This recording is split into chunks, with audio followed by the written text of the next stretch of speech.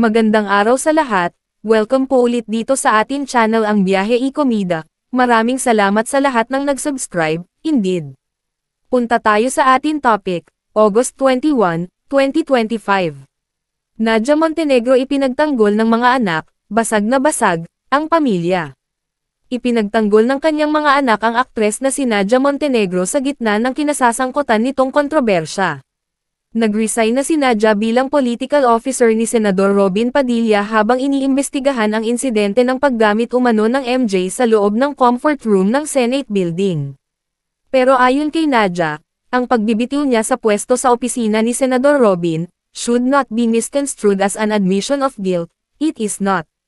Rather, it is a demonstration of my deep respect for the Senate and Senator Padilla's office, so that this issue does not cause further distraction or harm, aniya pa. Hanggang ngayon ay binabatikos pa rin si Nadia ng mga netizens dahil sa nasabing insidente. Hinahamon nila ang aktres na lumantad na at harapang magpaliwanag tungkol sa isyu ng MJ. Base sa mga nababasa naming comments sa social media, talagang bagbog sarado si Nadia sa mga bashers at kung ano-anong masasakit na salita ang patuloy na ibinabato sa kanya. Kasunod nito, nagsalita na ang mga anak ni Nadia hinggil sa pinagdaraanan ngayon ng kanilang pamilya nang dahil sa akusasyong hindi pa naman napapatunayang totoo at nahusgahan na agad ng publiko. Sa kanyang Facebook page, ipinagtanggol ni Aliana Asistio at Ina Asistio ang kanilang pinakamamahal na ina.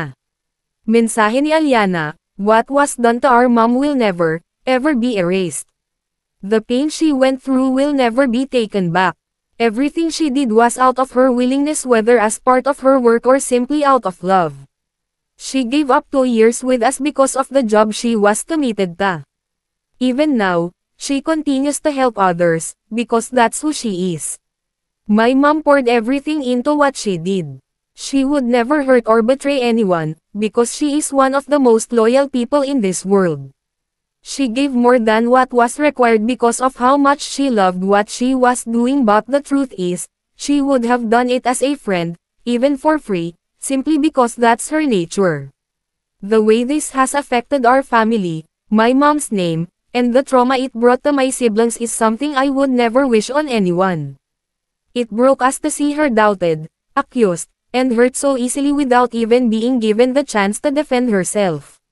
My dad always told me growing up, Nak, wag mong aasahan na yung kaya mong gawin para sa iba, gagawin din nila para sa'yo, kasi masasaktan ka lang. But my mom, she will always be that person, the one who gives, loves, and shares because that's who she really is. We love our mom so deeply. She didn't deserve any of this. She is an amazing person. I love her so much. Leave her alone. Leave our mom alone. My family. I will forever choose us over anything." Narito naman ang message ni Ina Asistio tungkol sa pinagdaraanan ng kanyang nanay. "People may see our mom as an easy target, but to us, she's our greatest source of strength. At the end of the day, we don't need the whole world to love our mom or to love us. We just need a few real ones who truly see her heart. Life isn't about pleasing everyone. It's about having genuine people who stand with you in both victories and battles. And in this fight, we choose to surround Mama with love, truth, and real support. Thank you. You know who you guys are." Bukas ang atin comment section para sa inyong mga opinion. E-follow ang Instagram nila at Asistio Ina at Aliana Asistio. Patuloy na bisitahin ang website ng Bandera para sa mga bagong showbiz chika balita. At yan ang atin latest showbiz chika update for today. Huwag kalimutan mag-subscribe. Click the notification bell for more showbiz chika updates. Like and share the video at suportahan po ang atin Facebook page. Maraming salamat sa lahat ng nag-subscribe indeed. Magandang buhay sa lahat. Adios.